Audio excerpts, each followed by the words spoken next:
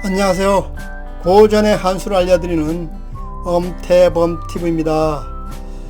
오늘 고전 한수의 주제는요, 저번 시간에 이어서 만나면 재수없는 사람, 만나면 재수없는 관상, 이 주제를 가지고 2부를 시작하도록 하겠습니다. 그럼 구체적으로 만나면 재수없는 관상, 즉 상극인 관상을 함께 알아보도록 하겠습니다. 먼저요, 내 얼굴이 갸름하고 계란형의 목형인 얼굴은요, 각진 네모 얼굴, 금형을 만나면요, 조심해야 됩니다. 목형은 나무이고 금형은 금속인 쇠입니다. 그래서 쇠도끼와 쇠톱은요, 아무리 단단하고 오래된 나무라도요, 한순간에 쓰러뜨립니다. 금형의 성격은요, 명예를 중시하고 위험이 있으면서 승부욕이 굉장히 강합니다. 반면 이 목형은요, 온순하고 섬세하면서 남에게 싫은 소리를 잘 하지 못합니다. 그래서 마음이 굉장히 약한 편입니다. 따라서 금형의 기세에 눌려서 자기 주장을 제대로 펴지 못합니다. 다시 말해서 금형의 과격함에 눌려서 목형의 섬세함을 발휘하지 못하는 그런 상극의 형태가 되겠습니다. 다음은요, 내 얼굴이 완만한 V라인 형태의 화형인 얼굴을 가졌을 경우는요, 아래턱이 발달된 수형을 만나지 말아야 됩니다.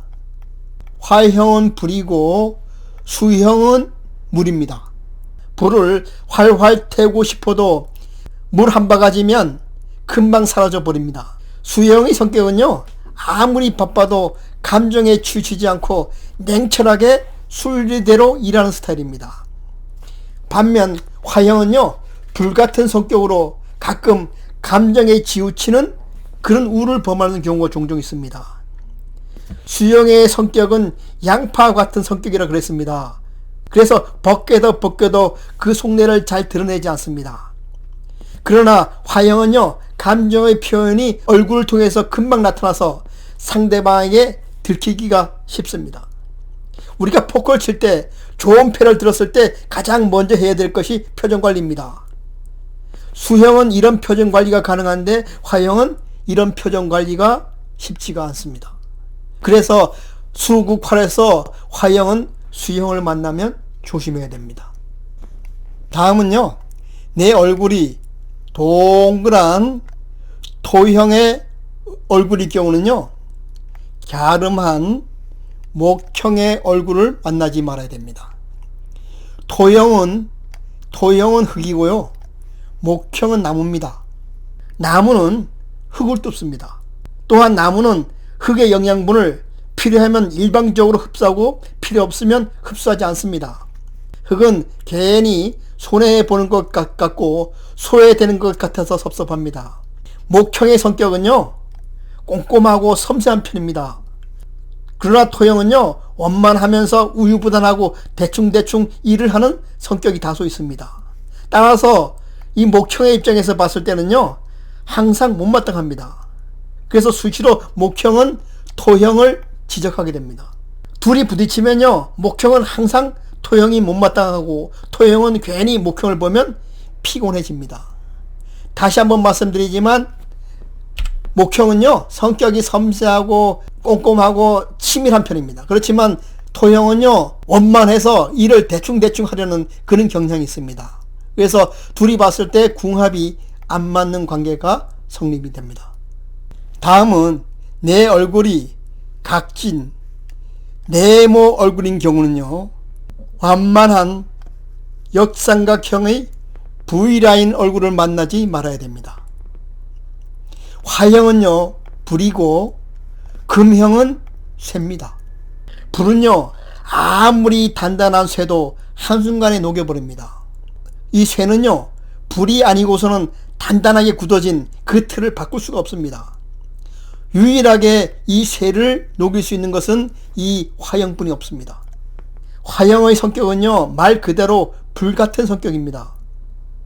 또한 치밀하고 날카롭고 예리해서 다소 신경질적인 성격이 있습니다. 반면 이 금형은요, 명예를 중시하고 위험이 있으나 다소 융통성이 없고 치밀하지 못한 편입니다. 따라서 사물을 예리하게 보고 정확하게 보고 판단하는 화형에 비해서 불리함을 느낄 수밖에 없어요. 다시 말해서 화형의 분석적이고 예리하고 날카로운 면이 고지식하고 우직함과 명예심을 중요시하는 금형의 기운을 화형이 지향하게 됩니다. 그래서 화극금이라 해서 화형은 금형을 이기는 겁니다.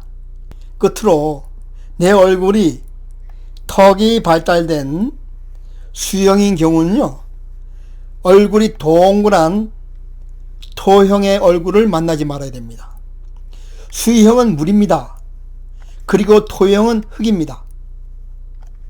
흙은요, 흘러가는 물길을 막습니다. 또한 흙은요, 필요하면 일방적으로 물을 흡수하고 필요하지 않으면 흡수하지 않습니다.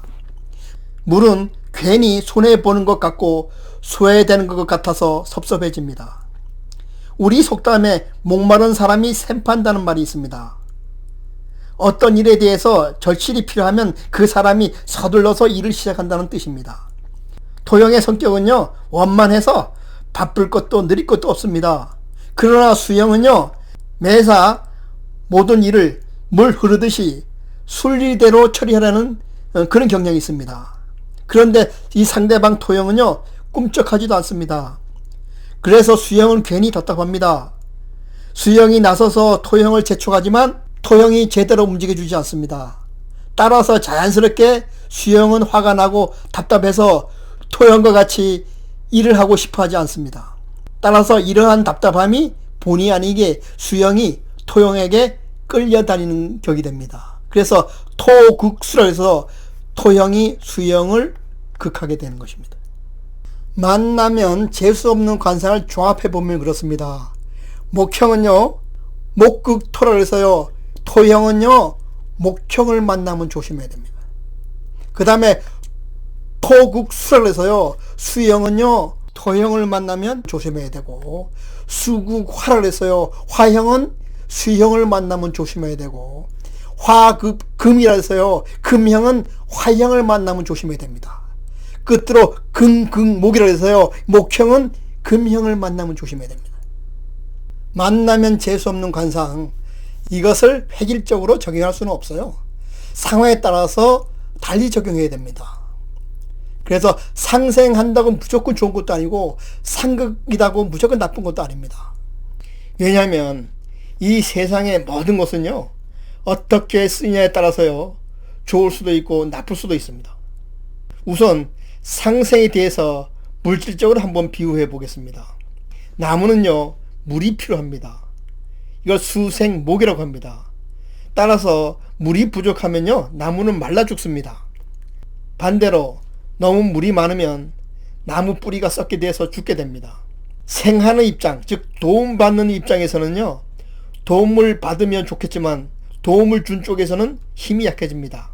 다음은 상극에 대해서 한번 생각해 보겠습니다. 상극은 반드시 나쁜 것일까요? 그렇지는 않습니다. 이긴다는 것은요, 다른 것을 억누른다는 것으로, 이기는 쪽에서 보면요 좋지만 지는 쪽에서 보면요 통제당하고 자존심을 상하는 일입니다. 상극 관계이지만 잘 좋아하면요 좋을 수가 있어요. 예를 들어서 금극목이 있습니다. 쇠는요 나무를 잘라서 죽일 수도 있지만 나무 가지를 쳐서요 나무를 성장하는데 도움을 줄 수도 있어요. 상극이라고 해서 서로 대립하고 충돌하는 관계로 오해하기 쉽습니다. 상극은요 양쪽이 비슷한 상태에서 힘을 겨루는 것이 아니라 한쪽에 쏠리는 지나친 힘을 제어하는 것입니다. 서로 상극이 되더라도요 서로 화합하며 어떻게 쓰느냐에 따라서 그 용도가 판이하게 달라지게 됩니다. 우리는 수많은 사람하고 인간관계 속에서 살아갑니다. 만나면 행운을 가져오는 관상, 만나면 재수없는 관상 1, 2부에 걸쳐서 여러분들하고 알아봤는데요. 아무쪼록 여러분들 수많은 사람을 만나면서 얼굴을 잘 보고 이 세상을 현명하고 지혜롭게 살아가시기 바랍니다. 오늘 시간 여기서 마치도록 하겠습니다. 감사합니다.